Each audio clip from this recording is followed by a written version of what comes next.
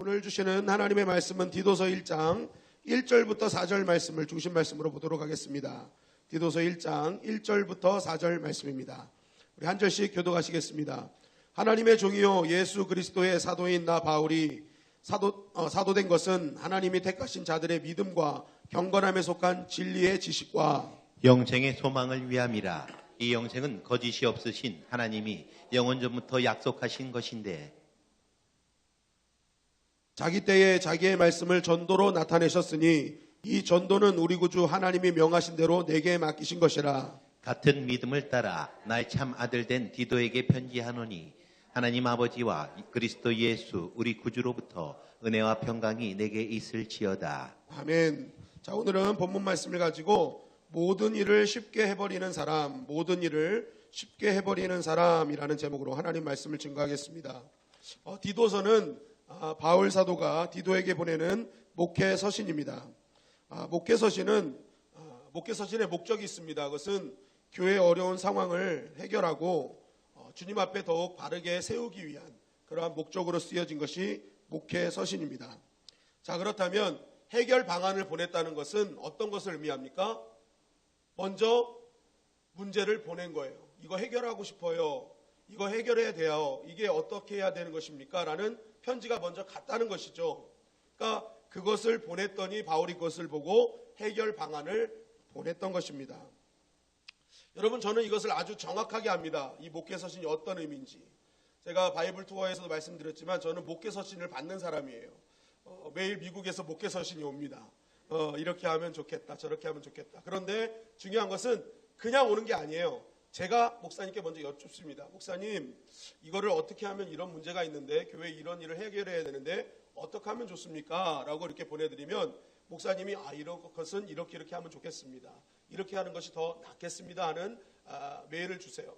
그런데 이런 메일을 보면요, 그 안에 정말 마음을 담은 말씀으로 보내주십니다. 정말 오고 싶으신데 못 오기 때문에 더 정성을 다해서 이렇게 편지하시는 그 모습이 제가 느껴지는데, 바울의 목회서는 바로 그런 겁니다. 내가 정말 가고 싶은데 지금 내가 상황이 그렇지 못하니까 정말 너가 이렇게 해서 교회를 바로 세웠으면 좋겠다라는 그러한 마음으로 이렇게 쓴 것이 바로 목회 서신이라는 것입니다. 여러분, 바울의 사명은 어디를 가든지 뭐예요? 교회를 세우는 거죠. 그런데 바울은 교회를 세워서 거기서 오랫동안 머물지 않습니다. 또 다른 곳에 교회를 세우기 위해서 선교지를 떠나죠. 그러니까 그 교회를 좋은 이제 사역자한테 맡기고 교회를 잘 양육할 수 있도록 하는 것이 바울의 사명이었다는 거예요. 그러니까 이제 디도가 바로 그 중에 한 명이었던 것입니다. 그래서 디도는 여러 가지 사역을 하는 중에 어려움과 고민과 이런 것들을 다 담아서 편지를 보냈다는 것이죠. 그렇다면 이 디도서를 보면서 디도가 바울에게 궁금했던 것은 무엇일까? 디도가 당면했던 목회적 어려움은 무엇일까? 그것을 우리가 사실은 이 디도서를 통해서 알 수 있는 것입니다. 그리고 그것에 대한 바울의 답은 어떤 답이었는가? 제가 이 디도서를 전체적으로 문맥을 봤을 때 이 바울에게 보낸 디도의 그런 궁금증, 목회적 어려움은 세 가지로 정리될 수 있었습니다. 첫째는 이곳 사역이 쉽지 않습니다. 둘째는 제가 여기서 무엇을 해야 합니까? 셋째는 이곳 사람들이 좀처럼 변하지 않습니다라는 세 가지 질문이었던 것 같습니다. 이렇게 볼 때 어쩌면 이 질문은요, 오늘날 이 시대에 신앙생활하는 우리들에게 또 굉장히 비슷한 질문일 수 있습니다. 첫째, 신앙생활이 쉽지 않아요. 둘째, 제가 어떻게 해야 하죠? 셋째, 믿는다고 하면서 여전히 변하지 않습니다. 좀처럼 변화되는 모습이 없습니다 라는, 어떻게 보면 우리가 하나님께 드리는 고민과 궁금증일 수 있습니다. 여러분, 저는 오늘 이 디도서를 통해서 이 교회의 고민과 우리 개인의 고민이 해결되는 시간이 되기를 주님의 이름으로 간절히 축원합니다. 그렇다면 이 세 가지 질문에 대한 바울의 답은 무엇인가? 첫째 질문은 이거였습니다. 주님, 이곳 사역이 쉽지 않아요. 디도가 이렇게 말한 이유를 성경에서 이렇게 찾았습니다. 디도서 1장 5절 상반절 말씀입니다. 다 같이 읽겠습니다. 시작. 내가 너를 그레데에 떨어뜨려 둔 이유는? 네, 바울이 디도에게 어디에다 사역을 맡겼다고 하는 거예요? 그레데. 사진을 한번 보여주실까요? 이 그레데가 지금의 지중해에 있는 크레타 선입니다. 이제 그 당시에는 그레데다 불렀고 구약에서는 갑돌이라고 불렀어요. 그러니까 제가 사진에 보니까 그레데 섬이요, 산토리니처럼 굉장히 아름다운 섬이더라고요, 지금. 그런데 지금 그 섬이에요. 지중해의 이제 그레데 섬, 갑돌이라는 그 섬이었습니다. 그런데 이게 굉장히 아름다운 섬 중에 하나인데 보기와 다르게 그레데 교회는 어려움이 많은 교회였습니다. 디도서 1장 5절 말씀입니다. 다시 한번 다 같이 읽겠습니다. 시작. 내가 너를 그레데에 남겨둔 이유는 남은 일을 정리하고 내가 명한 대로 각 성의 장로들을 세우게 하려 함이니. 자, 그레데에 남겨둔 이유가 무엇입니까? 남은 일을 정리해라. 뭐 바울이 남겨둔 일을 말하는 거겠죠. 근데 남겨둔 일이 뭘까요? 이제 교회를 세우는 일을 하는 겁니다. 바울은 교회를 세워놓고 이제 다른 선교지로 간 거예요. 그러니까 이제 너가 그곳에 해야 될 일은 이제 교회를 세웠으니까 개척하는 일을 네가 감당해야 된다. 이제 그 여러 가지 해야 될 일들을 너는 부족한 일들을 채워 나가야 된다라는 그러한 말입니다. 여러분, 교회를 하나 세운다는 것은 쉽지 않습니다. 제가 요즘 그것을 철저하게 느낍니다. 여러 가지 어려운 상황들이 딱 올 때 제가 이렇게 기도할 때마다 하나님이 저에게 감동 주시는 것이 있었습니다. 교회 하나 세우는 것이 쉬운 것이 아니지. 절대 쉬운 것이 아니다. 너 생명 걸어야 된다라는 그러한 마음을 주십니다. 예전에 김우민 목사님이 부흥에 와서 하셨던 말씀이 진짜 절감합니다. 이쪽에서 흔들리는 접시를 세워놨더니 저쪽에 접시가 흔들리고 있어요. 그래서 그 접시를 또 세워놨더니 이쪽에 또 접시가 흔들려요. 그러니까 목회는 접시 돌리기다라고 하셨던 그 말이 굉장히 실감나는 하루하루를 보내고 있습니다. 그런데 마찬가지로 지금 디도에게 그 얘기를 하는 거예요. 너 이제부터 접시 돌리기 해야 돼. 이제 여기저기 가서 계속 살려놔야 돼. 그 부족한 일을 너 이제 해라라는 거예요. 그러니까 얼마나 많은 일들이 남아 있었겠습니까? 두 번째 뭐예요? 각성의 장로들을 세우게 하려 합니다. 이 장로들을 세운다는 것은 사람을 세우라는 것이죠. 리더를 세우라는 것입니다. 리더를 세우라는 것은 지금 함께 사역할 리더가 없다, 사람이 없다라는 것입니다. 그러니까 지금 교회 안에 이 디도가 사역을 해야 되는데 함께 할 사람이 없는 것이었습니다. 그러니까 이 디도 입장에서는 굉장히 어려움 가운데 있었던 것이죠. 그리고 디도서 1장 10절 11절은 또 이렇게 증거합니다. 다 같이 읽겠습니다. 시작. 불순종하고 헛된 말을 하며 속이는 자가 많은 중 할례파 가운데 특히 그러하니 그들의 입을 막을 것이라. 이런 자들이 더러운 이득을 취하려고 마땅하지 아니한 것을 가르쳐 가정들을 온통 무너뜨리는도다. 네, 교회에 할례파가 들어왔대요. 참 끈질긴 사람들입니다. 바울을 따라다니면서 계속 교회를 힘들게 하는 거예요. 바울은 믿음으로 말미암아 구원을 얻는다라고 선포하면 그 교회에 따라가서 믿음만이 아니다. 반드시 할 게 있다. 할례를 해야 된다. 행위를 해야 된다. 그래야 구원받는다. 그러니까 믿음 플러스 행위, 믿음 플러스 알파가 따라와야 된다라는 거예요. 그러니까 복음에 물타기 하는 것입니다. 여러분, 복음에 물타기 한다는 게 뭐예요? 복음의 가치를 떨어뜨리는 거예요. 복음보다 더 나은 가치가 있다는 것을 말하는 것입니다. 포도주에 물을 타면 농도가 낮아져서 포도주의 가치를 떨어뜨리는 것처럼 이 복음에 물타기를 해가지고 복음보다 더 나은 가치가 있는 것처럼 얘기하는 할례파가 들어와서 디도의 사역을 방해하고 있었다. 또 디도서 1장 12절 말씀입니다. 시작. 그런데 그레데인 중에 어떤 선지자가 말하되 그레데인들은 항상 거짓말쟁이며 악한 짐승이며 배만 위하는 게으름장이라. 자, 그레데인 중에 선지자가 있었는데 이 선지자가요, BC 600년에 활동했던 에피메니데스라는 굉장히 헬라의 유명한 현인이었습니다. 그런 선지자였는데 그 사람의 입을 빌려서, 그 사람이 했던 말을 빌려서 바울이 얘기하는 거예요. 그들은 뭐예요? 거짓말장이다. 이들의 왜 대표적인 거짓말이 있었는데 그게 뭐냐면 자기 그레데 섬에 제우스의 무덤이 있다라고 이렇게 말하고 다녔습니다. 신화에 나오는 신의 무덤이 있다. 이거 거짓말이잖아요. 완전한 거짓말이잖아요. 그러니까 자기네들은 그거를 진짜인 것처럼 막 얘기하는데 사람들은 다 거짓말로 알았어요. 그러니까 대표적인 거짓말이에요. 그래서 당시에 그레데의 사람 같다라는 것이 거짓말장이다라는 말처럼 이렇게 통용되던 그런 것처럼 굉장한 거짓말을 하는 그러한 사람들이었다. 그리고 악한 짐승이다라는 것이죠. 이 그레데에는 악한 짐승이 없었는데 이거는 은어적 표현이죠. 포악하고 거칠다라는 것입니다. 그리고 자신의 배만 위하는 게으름뱅이다. 굉장히 탐욕적이다. 자기만을 위한다라는 것입니다. 그런 기질을 갖고 있는 땅이다. 안 좋은 기질이 있다라는 것입니다. 그런데 이런 기질이 있었던 이유가 있습니다. 예레미야서 47장 4절은 이렇게 증거합니다. 시작. 이는 블레셋 사람을 유린하시며 두루와 시돈에 남아있는 바 도와줄 자를 다 끊어버리시는 날이 올 것임이라. 여호와께서 갑돌섬에 남아있는 블레셋 사람을 유린하시리라. 자, 아까 그레데가 구약엔 갑돌섬이라고 그랬어요. 근데 갑돌섬에 살고 있는 사람들이 블레셋 사람입니다.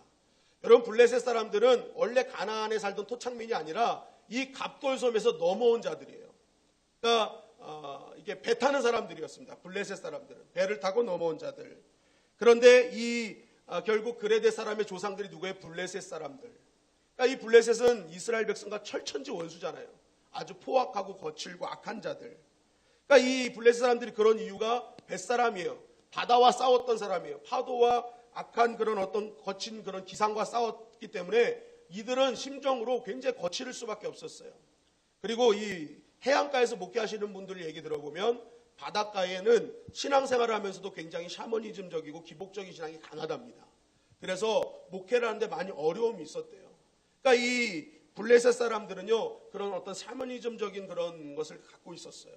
근데 마찬가지로 이 그레데 사람이 이렇게 기질적으로 악하고 이렇게 힘든 이유가 바로 이 블레셋, 이 사람들의 어떤 것을 유전적으로 받은 거죠. 그러니까 이 굉장히 문제투성이고 힘든 사역지였다라는 것을 성경은 계속적으로 우리에게 증거하고 있는 것입니다.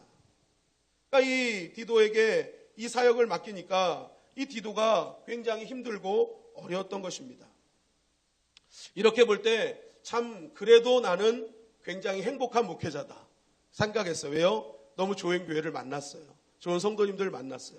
그래서 저는 새 가족만 오시면 그 얘기를 합니다. 나만 잘하면 되는 교회. 나만 잘하면 되는 교회. 밖에 외부 사역 나가면 뭐 목사님들 만나면 그렇게 자랑해요. 나만 잘하면 되는 교회예요.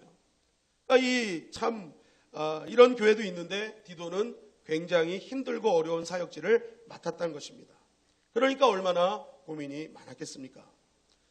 이런 디도에게 바울은 어떤 해답을 줍니까?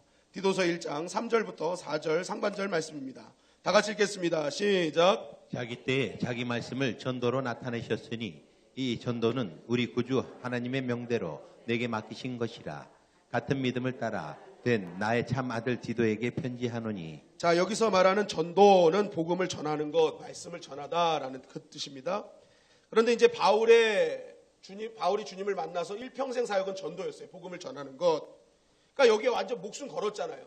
이 바울이 복음이라면 뭐예요? 감옥도, 건강도, 생명도, 물질도 다 포기했어요. 그냥 복음이라면 나는 다 간다. 어디든 간다. 그런데 왜 그런 마음을 가졌느냐? 그것이 하나님께서 자기에게 맡기신, 하나님이 명령해서 맡기신 일이기 때문에 나는 전도를 위해서라면 목숨을 걸었다라는 것입니다. 그러니까 바울은 자기의 유익이 아니에요. 왜요? 그렇게 말하지 않고 하나님께서 나에게 맡겨진 이건 사명이다. 이건 명령이다. 그렇기 때문에 나는 전도는 목숨 걸고 한다라고 밝히고 있는 거예요. 그런데 거기서 끝나지 않고 뭐라고 합니까? 같은 믿음을 따라 나의 참 아들 된 디도에게 편지하노니. 이 말이 무슨 말이에요? 내가 복음의 전도에 목숨 건 것은 하나님이 내게 맡기신 것이다. 그렇기 때문에 난 목숨 건다. 디도야 마찬가지다. 너도 이러한 같은 믿음으로 부름받은 거야. 힘들고 어렵지만 네가 해야 될 일은 그거 하나님이 너에게 맡기셨다는 것을 꼭 기억해야 된다라는 거예요.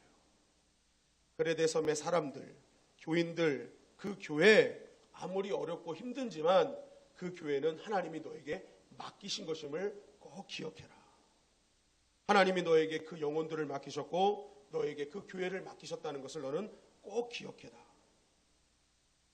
여러분, 결국 바울이 얘기하는 것은 무엇입니까? 우리 신앙생활의 출발의 핵심은 뭐라는 거예요? 내게 맡기신 것임을 믿고 나아가는 것이라는 거예요.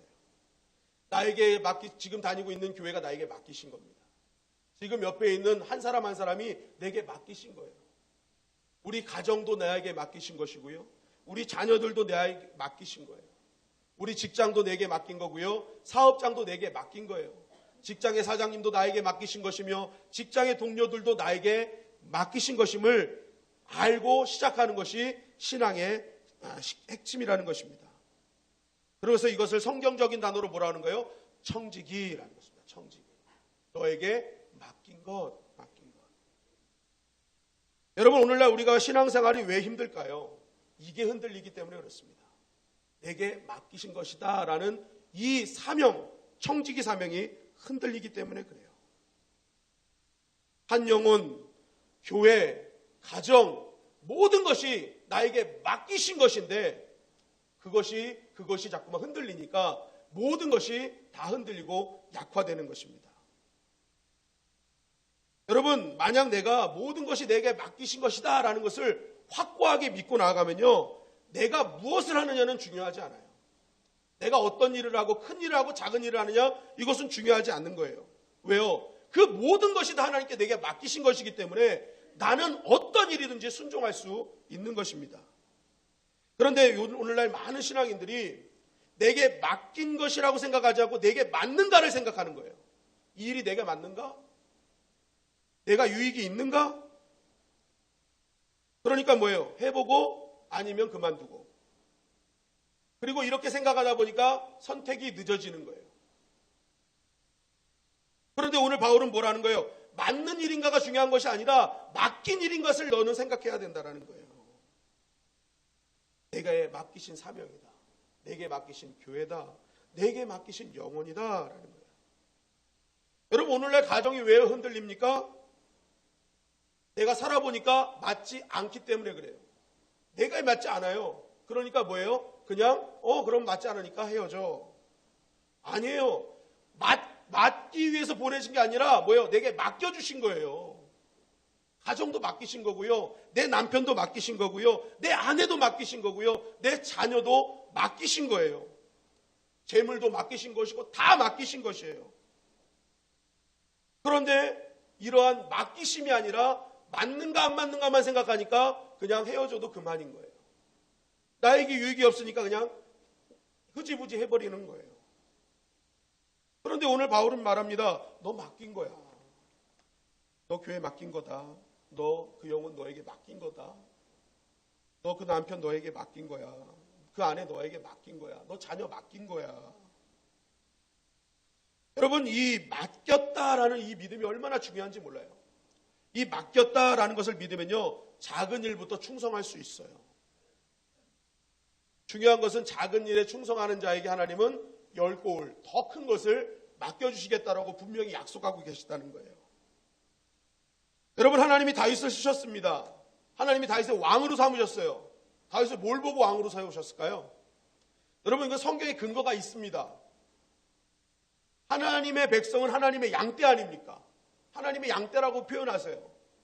그런데 하나님의 양떼를 왜 다윗에게 그냥 통째로 맡기셨냐는 거예요.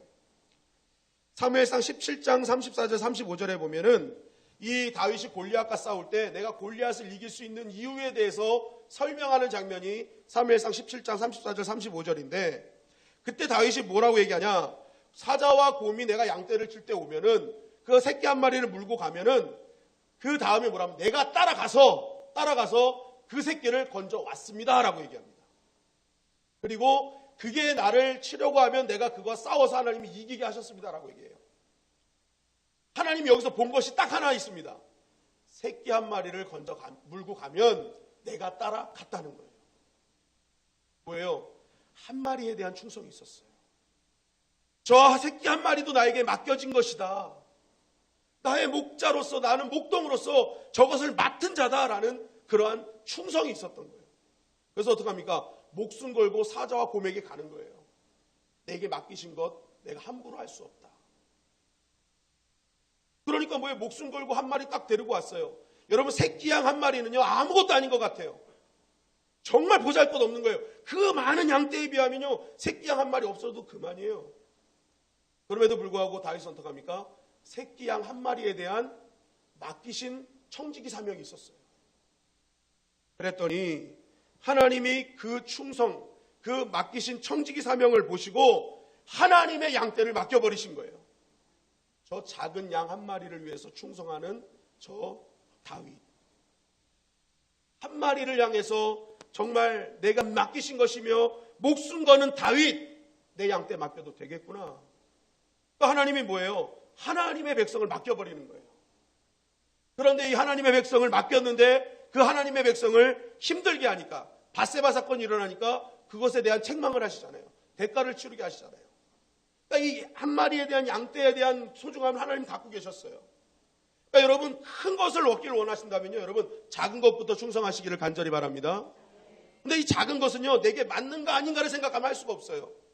언제 할 수 있어요? 내게 맡기신 것이다라는 것을 믿을 때만 할 수 있는 거예요.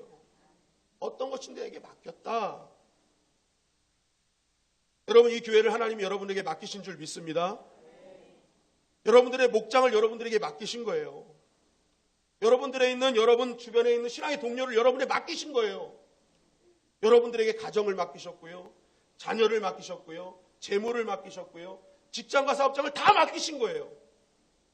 하나님은 거기서 여러분들이 어떤 일을 하는지는 중요하지 않아요. 거기서 맡겨진 청지기 사명을 지금 감당하고 있는가, 작은 일이라도 맡겨진 일에 충성하고 있는가, 하나님 그거 보고 계세요. 여러분, 우리가 작은 일에 하나님 맡기신 일을 믿고 정말로 목숨 걸고 사명 감당하면 하나님 큰 것 허락하여 주실 줄 믿습니다. 지금 우리 교회가 개척교회예요. 그럼에도 불구하고 많은 분들이 참 교회에 정말 잘 세워지는 것 같다, 정말 짧은 시간 안에 교회가 잘 정착되는 것 같다고 교회 목사님들이 말씀을 하세요. 여러분들의 헌신과 충성 때문이에요. 여러분, 신문에 보니까요, 지금요 식당이요 10개를 개업하면 9개가 이렇게 문을 닫는다고 뉴스에 나오더라고요. 더 놀라운 사실은 교회가 10개 개척하면 9.5개가 다 망하고 있대요. 그러니까 이 교회가 더 많은 파산율이 있는 거예요. 그럼에도 불구하고 여러분들 우리가 더욱더 작은 일에 충성하며 맡겨진 사명을 감당할 때에 우리 교회가 하나님께서 이 나라에 쓰임받는 교회로 만들어 주실 줄 믿습니다. 내가 맡겨진 일이다, 나에게 맡겨진 영혼이다. 우리가 그러한 맡겨진 청지기 사명을 감당하는 것이 지금 네가 할 일이다 라고 바울은 얘기하는 것입니다. 여러분, 우리가 맡기신 일임을 알고 순종으로 나아갈 때에 감당할 은혜를 허락하여 주실 줄 믿습니다. 그러니까 여러분, 내가 맡겨진 일이라고 믿는 순간부터요, 그 다음부터 쉬워지는 거예요. 나에게 맞는 일인가 아닌가를 생각하면 그 다음부터 어려워요. 재어봐야 되기 때문에, 해봐야 되기 때문에, 경험해봐야 되기 때문에. 그런데 내가 맡겨진 일을 할 때부터는 그냥 순종이 쉬워져 버리는 거예요. 아무리 작은 일, 큰 일, 이거 중요한 게 아니야. 맡기신 일이니까 모든 일이 쉽게 되는 거예요. 여러분들의 모든 사역이 쉽게 되는 사역이 되기를 주님의 이름으로 간절히 축원합니다. 두 번째는 뭐예요? 무엇을 해야 합니까? 라는 것입니다. 디도서 1장 5절 6절 말씀입니다. 시작. 내가 너를 그레데에 남겨둔 이유는 남은 일을 정리하고 내가 명한 대로 각성의 장로들을 세우게 하려 함이니, 책망할 것이 없고 한 아내의 남편이며 방탕하다는 비난을 받거나 불순종하는 일이 없는 믿는 자녀를 둔 자라야 할지라. 자, 무엇을 해야 합니까? 라고 물어볼 때 바울은 이렇게 얘기합니다. 믿음의 사람을 세워라 라는 것이죠. 같이 동역할 수 있는 사람을 세워라 라는 것입니다. 그런데 그 믿음의 사람, 같이 동역할 사람의 조건이 뭐냐? 오늘 말씀해 보니까 책망할 것이 없고 하나님의 남편이며 방탕하다는 비난을 받거나 불순종하는 일이 없는 믿는 자녀를 둔 자라 할지라. 이 말이 핵심적으로 한마디로 줄이면 뭐예요? 행함이 있는 믿음이 있는 사람을 선택해라는 거예요. 그냥 성경적으로 알고 지식 있는 사람이 아니라 그 말씀을 따라 사는 사람, 행하는 사람, 믿음의 사람으로 선택하라는 거예요. 여러분, 직분자는요, 성경을 많이 알고 양육 과정을 많이 거친 사람이 아닙니다. 비록 부족하지만 말씀대로 살려고 하는 사람들이 직분자가 되어야 되는 거예요. 그럴 때 교회가 부흥된다라는 것이죠. 에베소서 4장 13절 말씀은 이렇게 우리에게 증거합니다. 시작. 우리가 다 하나님의 아들을 믿는 것과 아는 일에 하나가 되어 온전한 사람을 이루어 그리스도의 장성한 분량이 충만한 데까지 이르리니. 자, 신앙에는 두 스테이지가 있어요. 아는 것과 믿는 것. 아는 것과 믿는 것이 있어요. 신앙생활 하다 보면 아는 사람도 있고 믿는 사람도 있다는 거예요. 그런데 한 가지 한 가지가 다 중요하지만 정말 중요한 것은 이것이 하나 되는 것이 중요하다. 알고 믿고 살아가는 것. 그래서 그것이 하나가 될 때에 그 사람을 장성한 분량에 이르렀다라고 얘기하는 거예요. 그러니까 아는 것으로 막 지식이 충만한 것이 장성한 게 아니라는 거예요. 그것을 알고 믿고 행하는 것. 그것이 하나 될 때에 장성한 분량에 이르는 것이다. 바로 그런 사람 세우라는 거예요. 아는 사람 세우지 마라. 맨날 무슨 얘기하면은 나 그거 알아요. 말은 다 한대요. 그런데 행하진 않아요. 힘들 때 더 기도해야 됩니다. 예배 드려야 됩니다. 알아요. 예배 드려야죠. 기도해야죠. 근데 예배 자료 안 나와요. 기도하지 않아요. 그거 아니라는 거예요. 그런 사람 세우지 말라는 거예요. 진짜 세우는 사람 뭐예요? 알고 있는 것을 삶으로 행하는 사람, 그 사람 믿음으로 세우라는 거예요. 직분자로 세우는 거예요. 왜 그런 사람 세워야 되느냐? 디도서 1장 16절 말씀입니다. 시작. 저희가 하나님을 시인하나 행위로는 부인하니 가증한 자요 복종치 아니하는 자요 모든 선한 일을 버리는 자니라. 네, 그레데 사람들의 그 기질상 너무 안 좋은 모습들이 있기 때문에 이게 쉽게 변하지 않아요. 그러니까 그 사람들의 지금 모습이 뭐예요? 하나님은 입으로 시인해요. 하나님 알아요. 그런데 행위로는 부인하고 있어요. 그러니까 이들을 세우기 위해서는 하나님을 아는 사람과 그것을 믿음으로 행하는 사람 세워놔야 된다는 거예요. 그래야 된다는 거예요. 그래서 이런 사람들을 세워서 어떻게 하라는 것이냐? 디도서 2장 3절 4절 상반절입니다. 우리 다 같이 읽겠습니다. 시작. 늙은 여자로는 이와 같이 행실이 거룩하며 모함하지 말며 많은 술의 종이 되지 아니하며 선한 것을 가르치는 자들이 되고 그들로 젊은 여자들을 교훈하되. 자, 오늘 이거 디도서 2장에 보면요, 네 가지의 형태의 사람이 나와요. 늙은 여자, 늙은 남자, 젊은 여자, 젊은 남자가 나와요. 이거는 두 가지 의미가 있습니다. 첫째는 교회 안에는 다양한 세대가 이루고 있어야 된다. 그래야 건강한 교회가 된다라는 이 뜻이 될 수 있고요. 두 번째는요, 늙은 여자, 늙은 남자는요, 바로 교회의 리더를 상징합니다. 여러분, 나이는요, 당시의 위치와 신분을 의미합니다. 그러니까 그 당시에는 나이를 얘기하는 것은요, 리더십을 얘기하는 거였어요. 여러분, 우리나라 말에도 나이 값해라라는 말이 있잖아요. 나이에는 값이 있다는 거예요. 나이에는요, 그만큼 값이 있다는 거예요. 그러니까 그만큼 뭐예요? 나이에는 리더십이 있다는 거예요. 그러니까 여기서 말하는 늙은 여자, 늙은 남자는 나이가 많은 사람이 아니라 리더십을 갖고 있는 사람들을 얘기하는 거예요. 그런데 이 사람들을 왜 세웠냐는 거예요. 왜 실천하는 리더를 세워야 되느냐? 선한 것을 젊은 자들에게 가르치고 교훈하게 하기 위해서 세우라는 거예요.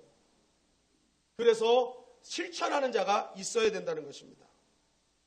여러분, 건강한 교회는요, 신앙과 삶을 목회자만 가르치는 교회는 건강한 교회가 아닙니다. 먼저 된 자가 나중된 자를 가르치고 나중된 자들이 먼저 된 자의 신앙을 존경하며 겸손하게 가르침을 받는 교회, 그 교회가 건강한 교회라는 거예요. 지금 바울 그거 얘기하는 거예요. 먼저 된 자들, 너희들 정말 신중하게 젊은 사람들을 가르쳐라. 그런데 그거 가르치려면 어떻게 하라는 거예요? 디도서 2장 3절 말씀을 다시 한번 보겠습니다. 시작. 늙은 여자로는 이와 같이 행실이 거룩하며 모함하지 말며 많은 술의 종이 되지 아니하며 선한 것을 가르치는 자들이 되고. 자, 너희들 늙은 자, 나이값 리더가 되려면 먼저 해야 될 일이 있어. 행실이 거룩해져라. 모함하지 말라. 많은 술의 종이 되지 말라. 그럴 때 가르칠 수 있다는 거예요. 그러니까 사도 바울이 자꾸만 강조하는 게 뭐예요? 먼저 된 자들이 먼저 말씀으로 변화돼야 돼. 행실이 거룩해져야 돼. 하나님 앞에 온전해져야 돼. 다른 사람이 볼 때 거북한 것이 아니라 거룩한 모습이 드러나야 돼 라는 거예요. 그런데 그 거룩한 중에 한 가지가 뭐예요? 모함하지 말라는 것입니다. 모함은 뭐예요? 함부로 말하는 거예요. 함부로 말하지 마라. 여러분, 우리가 왜 함부로 말합니까? 그것은 다른 것이 아니에요. 나만 생각하기 때문에 그렇습니다. 내 개인적인 뜻, 내 개인적인 의견, 이게 앞서는 거예요. 여러분, 성숙하다는 게 뭐예요? 어른이라는 게 뭐예요? 전체를 보는 거예요. 전체를 보는 거. 상대방의 상황을 보고 전체를 보는 것이 어른입니다.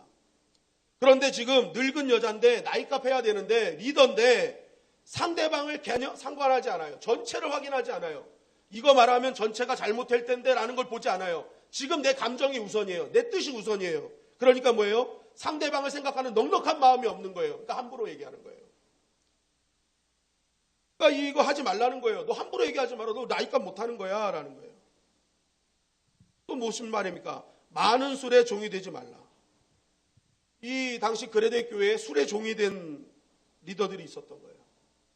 왜냐하면 이 지중해나 이런 독일도 보면 물이 안 좋아서 맥주 마시지 이 사람들은요 와인을 마셔요. 물 대신. 그런데 한 모금 한 모금 마시다 보면 처음엔 내가 술을 마시는데 술이 나를 마시게 되는 거예요. 그러니까 뭐예요?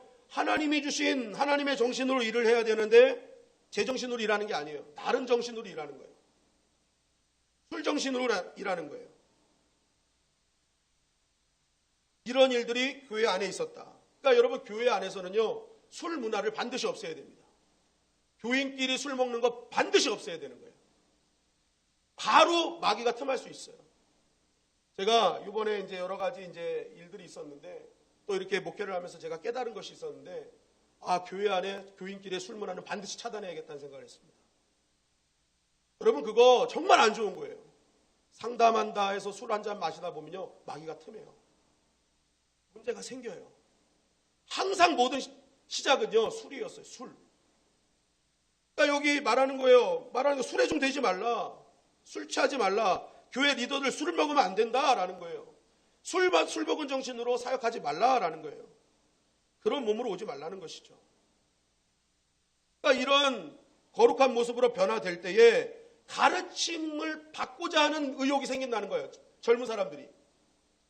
왜 나한테 가르침을 받으려 하지 않지? 그렇게 생각하지 말고 왜 나한테 가르침을 받으러 오지 않을까 하고 물음을 물어야 돼요. 내가 과연 그렇게 나는 먼저 된 자로서 나이값 하는 사람으로 살고 있는가? 그거 물어보라는 거예요. 그럼 어떻게 된다는 거예요? 가르침을 받으러 온다는 거예요. 그러니까 사도 바울은 계속 뭐예요? 그렇게 살아가는 사람을 세워야 된다는 거예요. 그럴 때 교회가 건강해진다. 그럼 이제 여자분들은 또 이제 왜 여자만 얘기하세요? 그래요. 그래서 저도 남자에 대해서 나온 거 찾았어요. 예. 디도서 2장 2절 말씀입니다. 다 같이 읽겠습니다. 시작. 늙은 남자로는 절제하며 경건하며 신중하며 믿음과 사랑과 인내하며 온전하게 하고. 자, 여기서 말하는 늙은 남자, 나이값 하는 남자는 누구라는 거예요? 절제하고 경건하고 신중한 자다. 그리고 믿음과 사랑과 인내함이 있는 자다. 여러분, 이게 전체적으로 한마디를 주면요, 존재감 있게, 무게감 있게, 안정감 있게 있으라는 거예요. 진짜 가치가 뭔지를 알려주라는 거예요.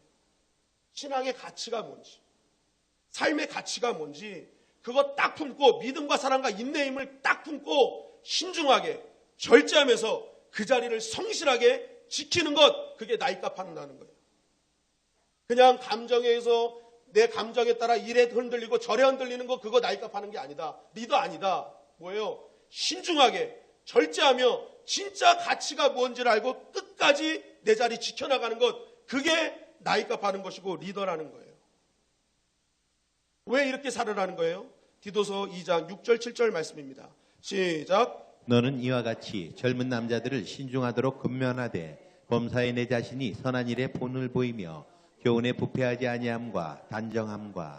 자, 이와 같이 젊은 남자들이 신중하도록 권면하라. 그러니까 우리가 왜 리더들이 무게감 있고 안정감 있게 더 나은 가치를 가지고 있어야 되느냐? 젊은 남자들이 신중하지 않기 때문에 그래요. 그런데 이 신중이 영어로 보니까 셀프 컨트롤이에요. 자기 절제가 안 돼요. 그리고 원어들을 보니까 뭐 술 취하지 않은 냉철한 제정신 뭐 이런 뜻이거든요. 그러니까 뭐예요? 신중하지 못하다는 건요, 냉철하지도 못하고 제정신이 아니라는 거예요. 젊은 남자들의 모습이라는 거예요. 그러니까 뭐예요? 다른 곳에 미쳐 있다는 거예요. 이리저리 저리 맨날 방황하는 인생.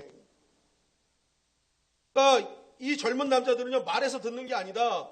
먼저 된 리더들이 더 나은 가치가 있음을 품고 끝까지 안정감 있게 성실하게 지키는 모습, 믿음 안에 사는 모습을 보여주면 그 미쳐 날뛰던 젊은 남자들이 그것을 보고 더 나은 가치가 있구나. 정말 저 어른들이 저렇게 하는 걸 보니까 정말 더 이 신앙생활은 이렇게 하는 것이구나 하는 것을 깨닫게 하라는 것입니다. 젊은 남자들에게 그걸 보여줘라. 그런데 이 남자들의 실수가 무엇입니까? 자꾸만 이런 더 나은 가치가 있음을 알고 신중하게 항상 자기 절제하면서 자기 자리를 성실하게 지키는 것이 우리가 보여줘야 될 일인데, 많은 남자들의 실수가 뭐예요? 항상 최고를 보여줘야 된다고 생각해요. 저희 윗대 어른들이 다 그랬어요. 무조건 1등 해야 되고 아빠는 최고의 아버지가 돼야 돼. 그 어떤 아버지보다 뒤떨어져서는 안 돼. 그게 아버지 상이었어요. 그런데 오늘 바울은 말하는 거 1등 아니다. 1등이 아니다. 막 돈 벌어와라 그 얘기 안 하잖아요.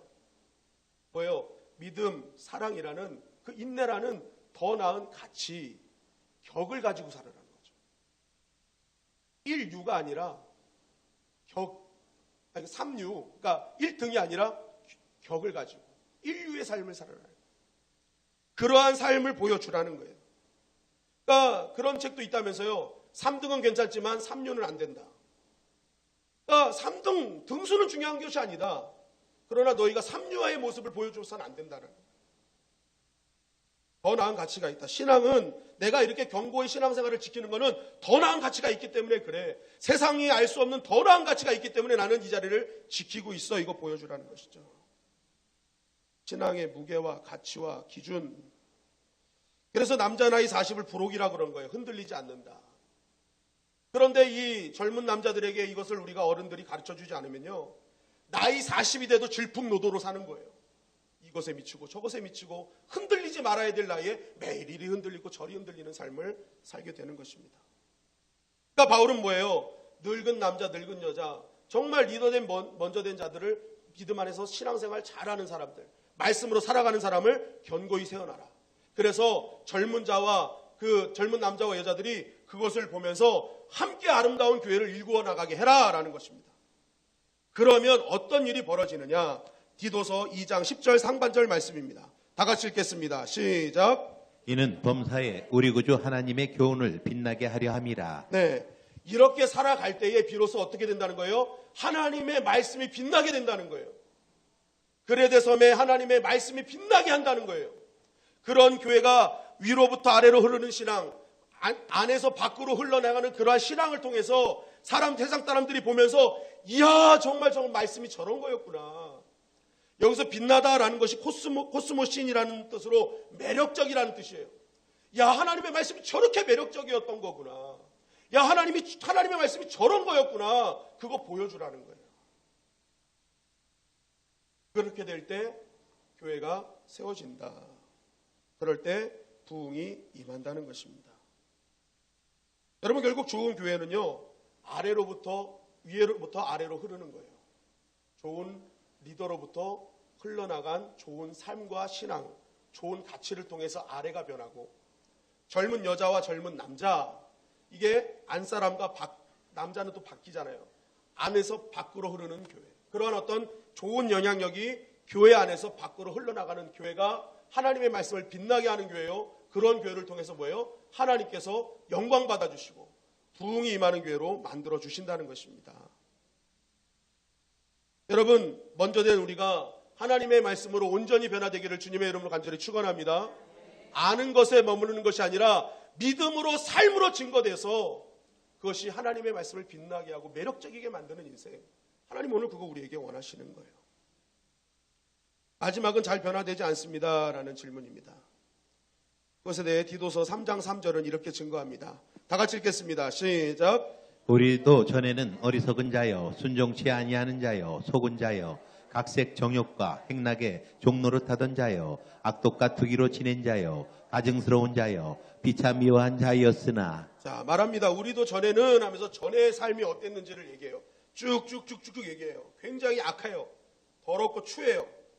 그런데 이제 바울이 이렇게 우리는 이랬어, 전엔 이랬어 하면서 이제 디도서 3장 4절 5절을 통해서 이렇게 증거하는 것입니다. 다 같이 읽겠습니다. 시작. 우리 구주 하나님의 자비와 사랑하심을 나타내실 때에 우리를 구원하시되 우리의 행한 바 의로운 행위로 말미암지 아니하고 오직 그의 긍휼하심을 쫓아 중생의 씻음과 성령의 새롭게 하심으로 하셨나니. 네, 우리의 전에는 정말 부족해, 연약해, 정말 어떻게 보면 되게 추해라는 거예요. 그런데 하나님이 우리에게 사랑을 하셨대요. 우리를 사랑하셨대요.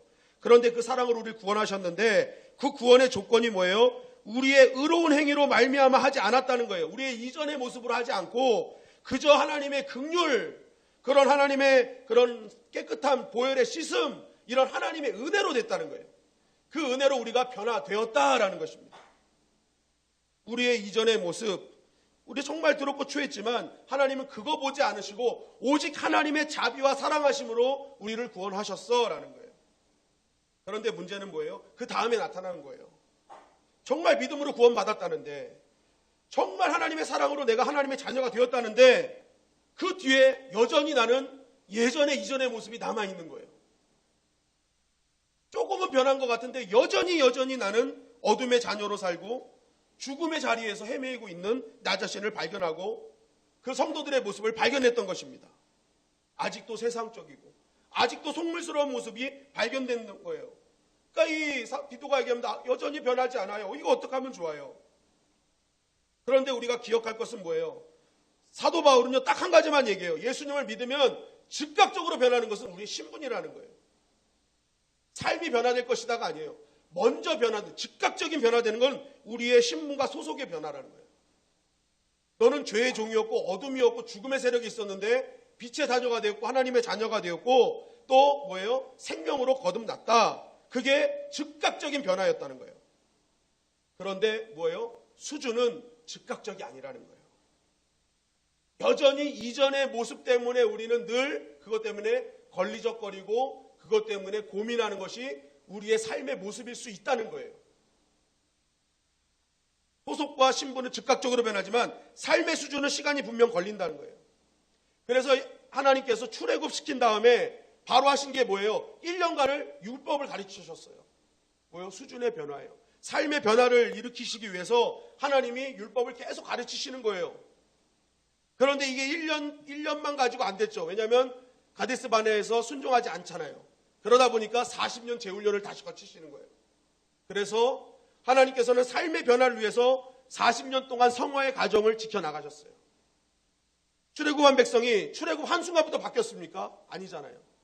그리스도의 보혈의 은혜로 구원은 받았지만 출애굽 유월했지만 여전히 그들은 애굽을 사랑했단 말이에요. 애굽을 생각했단 말이에요. 애굽으로 돌아가자 했단 말이에요. 과거의 발목에 계속 잡혀 있었단 말이에요. 그럼에도 불구하고 하나님은 계속 끌고 가셨어요. 왜요? 그것은 성화의 과정을 거쳐야 되기 때문에. 매일매일의 훈련을 통해서 내가 매일매일 오늘과 어제가 다른 모습으로 달라지는 것, 그것이 하나님이 원하신다는 거예요. 여러분, 예수님 처음 믿으며 태도와 생활 습관까지 바뀌는 것이 아니라 시간 속에서 천천히 바뀌어지는 것입니다. 여러분, 군대 가면 처음부터 군인이 됩니까? 그렇지 않잖아요. 반드시 훈련을 받아야 됩니다. 시간이 지나야 군인 같아져요. 여러분, 왜 군인이 처음에 힘듭니까? 일단 사회물이 안 빠졌어요. 그래서 이 사회물을 빼기 위해서 앉아, 일어서, 엎드려 뻗쳐, 뒤로 굴러, 앞으로 굴러, 이거 하는 거예요. 제가 조교 출신이라 잘 압니다. 예. 사회물 많이 빼봤습니다. 예. 근데 저도 군인 딱 들어갔더니요, 엄청 굴리는 거예요. 엄청 굴리는. 그러다가 한 1, 2주 되면 이제 사회물이 쏙 빠져요. 그래서 규칙이 뭔지를 알고 군인의 일정에 맞춰서, 그 전까지 내 맘대로 살다가 이제는 규칙에 맞게 살고 하나됨이 뭔지를 알면서 살아가는 거예요. 그러니까 나 혼자만 살면 됐어요, 세상에서는. 근데 군인은 나만 잘나선 안 돼요. 모두가 다 하나가 돼야 돼요. 그러니까 이게 다 하나가 될 때까지 시간이 걸리는 거예요. 그게 되면 그때부터 군인이 되는 것입니다. 그럼 신앙도 마찬가지예요. 우리가 하나님의 백성으로 부름받으면요, 처음부터 모든 게 바뀌는 것이 아닙니다. 바뀌어져 가는 거예요. 그것을 성화라고 하는 것이죠.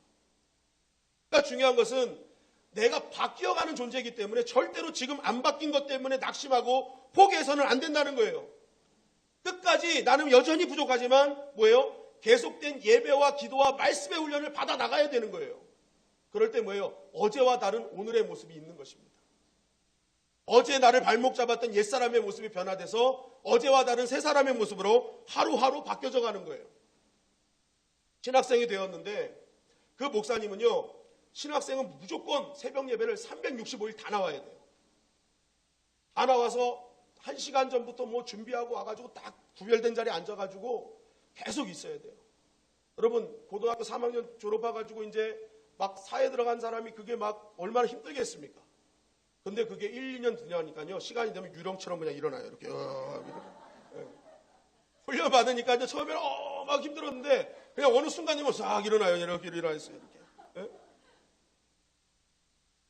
목사가 하루아침에 된 게 아니라요. 그 전부터 그렇게 27살 때부터 쭉 22살이죠. 23살부터 쭉 저는 그렇게 만들어져 왔더라고요. 그리고 앞으로도 만들어져 갈 겁니다. 여러분, 제가 지금 부족하다고 해서 전부 욕하지 마십시오. 만들어져 가는 목사예요, 저는. 그러니까 여러분, 우리는 만들어져 가는 존재예요. 예수님 믿으면 즉각적으로 변할 수는 있어요. 신분은 변해요. 그러나 우리의 삶은 서서히 만들어져 가는 것이다. 그렇기 때문에 마귀가 늘 우리 때 공격하는 건 뭐예요? 야, 네가 무슨 신앙이냐? 너 그렇다고 무슨 집사야? 너 그렇다고 무슨 안수 집사야? 네가 무슨 장로야? 하면서 계속 우리에게 정죄감을 줘요. 변화되지 않는 여전히 있는 내 옛 모습 때문에. 그러나 오늘 바울은 말합니다. 그것 때문에 포기하지 마라. 신분적인 변화는 즉각적이더라도 우리의 수준은 서서히 변해가는 것이다. 그러니 디도야, 그레데 사람들도 지금 신분은 변화됐지만 수준은 시간이 걸릴 것이야. 그러니까 너도 끝까지 참고 인내하며 그들을 하루하루 그들을 하나님의 곁으로 인도해내라 라는 것입니다. 여러분, 이번 한 주 여러분의 연약함을 보지 마시고 나를 하루하루 바꿔가시는 주님의 은혜를 붙잡기를 주님의 이름으로 간절히 축원합니다. 여러분, 이번 한 주 우리는 그레데 같은 세상으로 나아갑니다. 거짓이 난무하고 포악하고 자기 유익만을 아는 세상, 바로 그레데 같은 세상이 지금 우리가 사는 세상입니다. 그런 세상에서 이기는 힘은 다른 것이 아닙니다. 그 모든 건 나에게 맡기셨다는 사실을 기억해야 되는 것입니다. 그 정말 추악하고 거짓이 난무하지만 그 사람조차도 하나님은 나에게 맡기셨다는 그 청지기 의식을 가져야 돼요. 그리고 그래, 그렇다면 내가 먼저 하나님 말씀으로 잘 변화해서 하나님의 말씀을 빛나게 하자라는 사명도 갖고 있어야 됩니다. 그리고 나는 여전히 변화되고 있는 존재다. 한순간에 나는 변화될 수 없다는 것을 인정하고 어제보다 더 나은 오늘, 오늘보다 더 나은 내일을 위해서 여러분 기도해 나가기를 주님의 이름으로 간절히 축원합니다. 그럴 때 그레데와 같은 세상 속에서 여러분들은 복음을 매력적으로 보이게 할 것이며 그 매력적인 복음을 통해서 많은 자들이 주께로 나오게 될 줄 믿습니다. 오늘 이 말씀 붙들고 승리하는 저와 여러분들 되시기를 주님의 이름으로 간절히 축원합니다.